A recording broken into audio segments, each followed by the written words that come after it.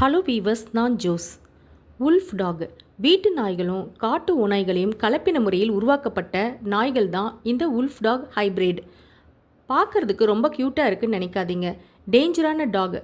Hybrid இனங்களை கட்டுப்படுத்தவும் train பண்ணுறதும் ரொம்ப கஷ்டமானது. ஓநாய்களை போல் இதுங்களும் ரொம்ப ஆக்ரோஷமானது தான். ஓநாய்களோட டிஎன்ஏக்கு இதுங்க ரொம்ப க்ளோஸாக இருக்கிறதுனால வீட்டை பாதுகாக்கிற டாகாக இதுங்களை வளர்க்க முடியாது. ஏன்னா ஓநாய்கள் மனிதர்களை பார்த்து பயப்படும், கூச்சப்படும். வெளி மனிதர்கள், தெரியாத மனிதர்கள் வீட்டுக்குள்ளே வந்தால் விரட்டி அடிக்காமல் பயந்து ஒதுங்கிரும். இப்படி இருந்தும் அதிகமான பயம் ஆக்ரோஷமாக மாறி மனிதர்களை கடிச்சிருமா. எந்த நேரம் எப்படி இருக்குன்னு சொல்லவே முடியாதான்.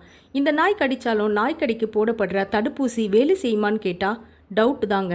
இந்த காரணங்களால தான் இந்த நாயை வளர்க்க சட்ட ரீதியான கட்டுப்பாடுகளும் இருக்குது. 50 kg வெயிட்டும் 70 சென்டிமீட்டர் ஹைட்டும் இருக்கிற இதுங்க ஒரு டைம் கடிச்சா மரணத்துக்கு கிட்ட போயிட்டு வந்த மாதிரி இருக்குமாம்.